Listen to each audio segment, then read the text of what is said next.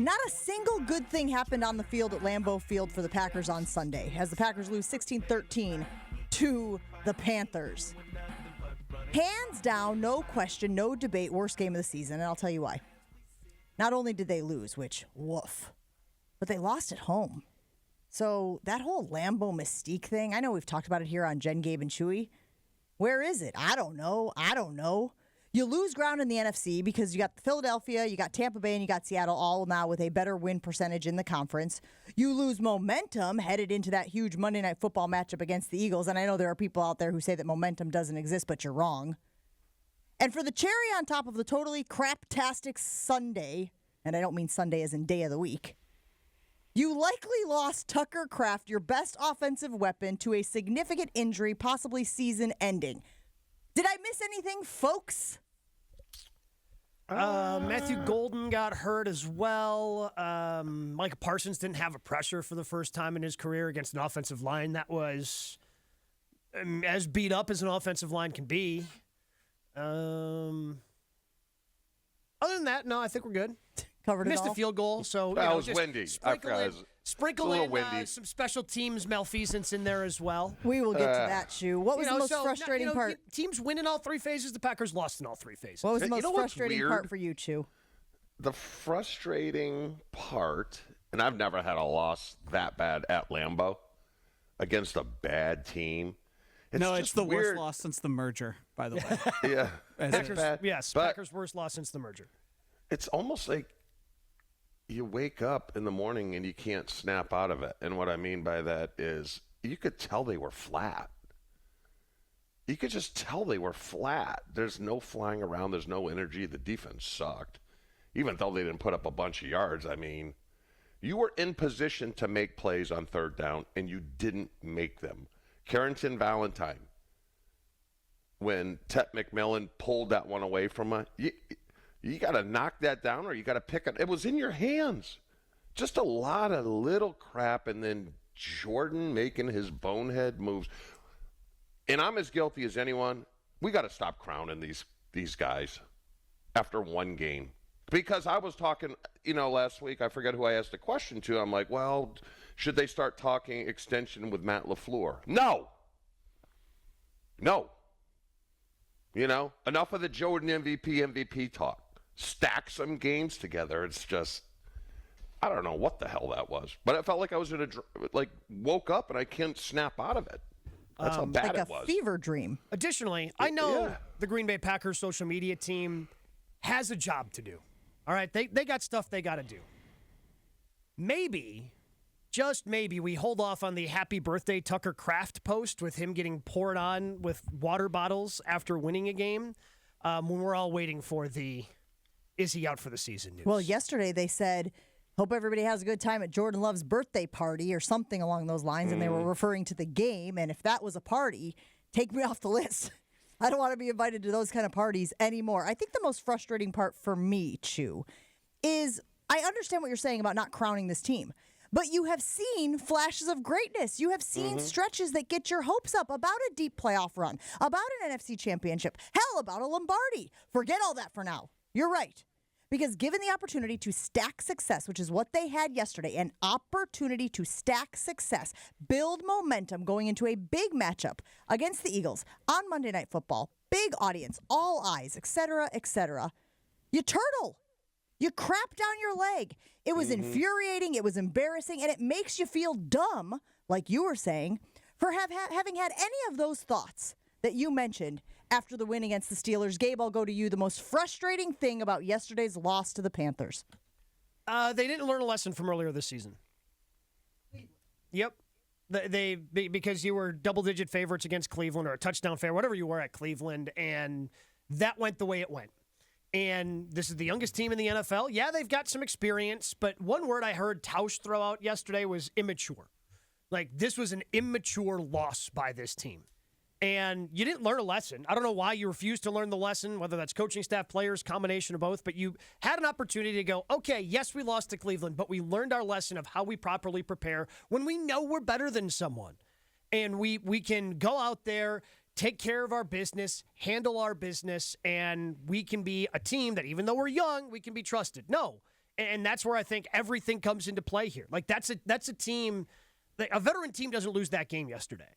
But because the Packers also insist upon being the youngest team in the league and then refusing to learn lessons as the youngest team in the league, because that's supposed to be the advantage. That's what Brian Gutekunst has told everybody. Like, oh, okay, yes, we go through growing pains early, but by the time we get to that second half of the season, they've learned some things. They're getting better. Well, you did not learn the lesson the first time around in Cleveland, had to learn it again against Carolina. And even if they go out and do what seems impossible right now, beating the Philadelphia Eagles, who just continue to collect players in trades. They got another one today. Okay, great, you beat the Eagles.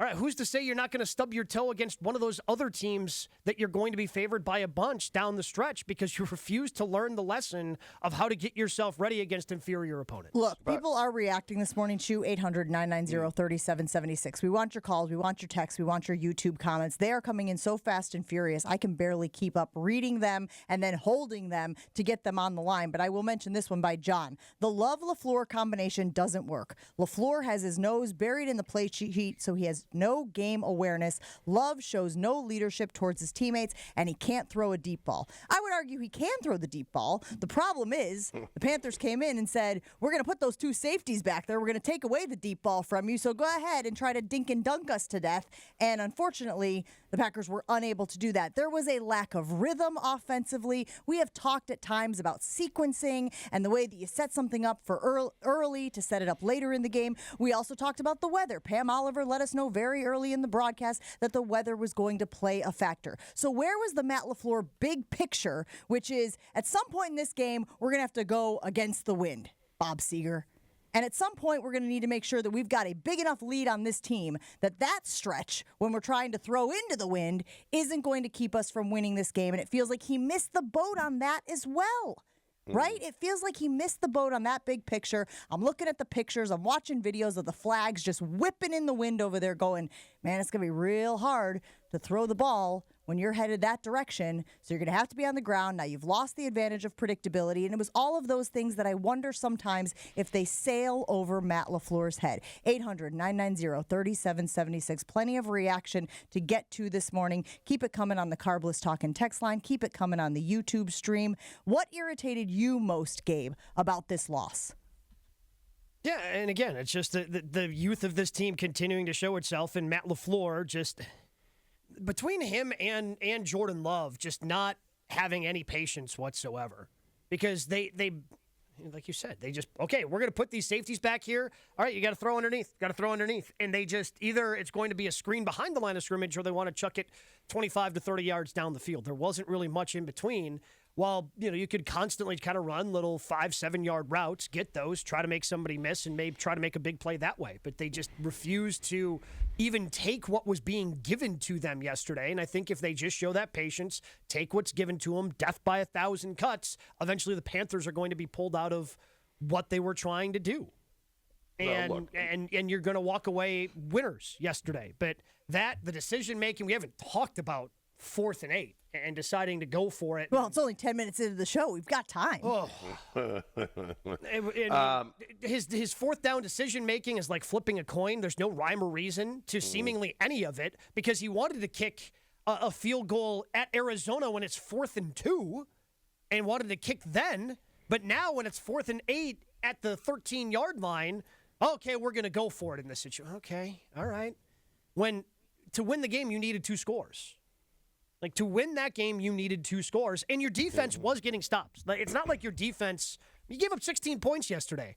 I know I brought up the Micah Parsons thing, but you give up 16 points in an NFL game. You feel pretty good about your chance. And to win Micah that game. Parsons said something similar after the game as well. It's like basically to your point, like when you hold them, there should be. But he actually thought that the defense did not play up to snuff as well, and I tend to agree with that. Lots of reaction rolling in. Ronnie in the 262 says, worst loss in Jordan Love's career. Blown opportunity with the Lions losing as well. This team is way too inconsistent. Far from being a real Super Bowl contender, anybody that loses to a Bryce Young quarterback team cannot be taken seriously. Meanwhile, Kevin says the coaching team did not prepare them for the game. The blame falls on LaFleur's shoulders. That from Kevin in Racine. Let's go out to the phone line. Caleb in Horicon, you're up first on Jen, Gabe, and Chewy. What irritated you the most about the loss to the Panthers? I think it's just, there's a high variance with this football team, and it ultimately just comes back to coaching. I mean, Matt LaFleur has done this more than once. His two of his worst losses in his career have come against these inferior teams, the Browns and the Panthers. There's a reason that policy has not extended this guy, and it's disgraceful. I mean, it's been a common theme: penalties, special teams, bad game management. I mean, I don't know. Matt LaFleur, like, he is you can't fire him because that's what bad teams do, but, I mean, that's just unacceptable. It really is unacceptable. Well, letdown games and trap games fall on the head coach. And you call this game whatever you want, because he's got to get his team prepared. And I've said it a million times. We would get yelled at more the week of playing a bad team than we would a good team. That was just Holmgren's way of making sure we were prepared to play. And they weren't, so it falls on him. I didn't listen to his press conference. Did he take any accountability? Oh, of course, the same of way he always course. does, Chew. That's on me. That's on me. First and foremost, yeah. that's on me. Yeah, it's the same way he always does. It's the same. It was the Matt LaFleur Greatest Hits channel during his press conference. Now, I will say this, and I'm not pressing the panic button. I mean, Kraft, we'll see what happens there. All right? But if I told you guys, okay, of these two games, Carolina and Philadelphia, you only win in one, which one would you choose? You would choose Philadelphia because if you beat the Panthers, it tells you absolutely nothing. Right? The fact that they lost is ridiculous. But if they come to ready to play next week and they beat Philly, okay, this is a game you'll forget. Okay, so it's still a lot of football left. I don't know about that, Chew. Like, the Browns game, I'd be willing to forget. It would be one you forgot. Because, again, you went and you beat the Panthers. You learned that lesson. You've shown that you're mature enough as a team to be able to handle going into games playing teams that you think that you're better than. Like, the fact that you can lose that game on a moment's notice, like, it doesn't give me any sort of hope that this team is going to be able to win multiple games against really good teams in a postseason format. Gabe, I can tell you on Monday, and it's only been, less than 24 hours? I'm picking them to beat Philly. Just psychologically, there's something about I am picking them to beat Philly. I can tell you that on Monday.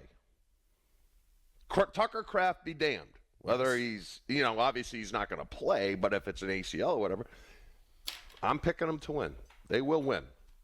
So I'm not pressing the panic button. Reaction rolling in, and if you're watching on the YouTube stream, you're seeing it. It's just pop, pop, pop, pop. Everybody wants to get their thoughts in. Everybody wants to get their comments in. And I do think that there are a lot of people who are saying that Matt LaFleur should be on the hot seat. Marco says he should definitely be on the hot seat now. If the Packers don't make the playoffs, he should be fired the next day. Totally undisciplined. Too many penalties, and after the first two games, the defense is non-existent. That from Chef Ed. Now, I do think that the defense played okay. I also think that weather was a factor. I think that that contributes to a sloppy game, but it was very obvious early on that the recipe, the blueprint for how a two-score underdog team goes in and upsets the home team, that was starting to happen, right? You were seeing the early penalties from the Green Bay Packers. They commit the turnover in the red zone. They're 1 of 5 in the red zone. They're not tackling well. You missed the field goal, and it's starting to feel Freaky Friday, right? It's starting to feel haunted house-esque.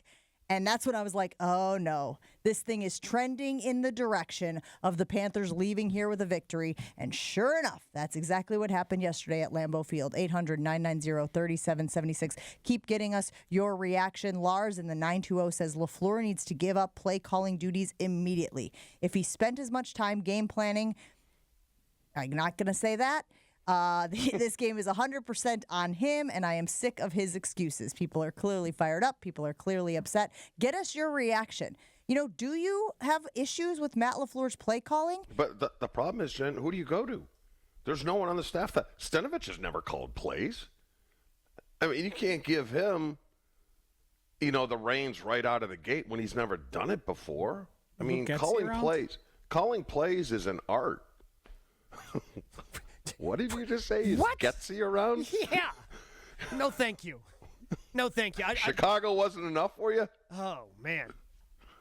Yeah, that's the problem.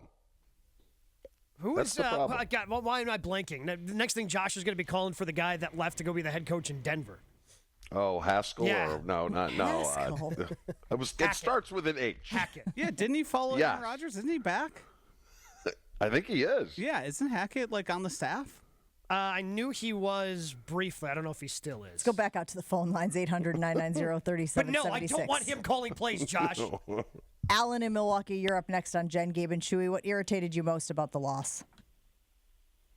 I don't know. I missed something, so I don't know. Maybe somebody just said what I was about to say. But I was going to say that I think the clear and obvious thing is that the play calling has kind of gotten stale. So maybe, like a good leader that knows how to delegate, maybe LaFleur should let go of that and let somebody else at least call the plays. If not bringing, another coordinator with a different offense, but at least let go of the play calling so somebody with a fresh look at the same plays can call different stuff. Because looking at the last few games, the offense being extremely slow, I think it comes down to people have the book on it now. 800-990-3776. Thanks for the call, Alan. This reaction from Ann is interesting because this is how I feel. Matt LaFleur has amazing talent around him.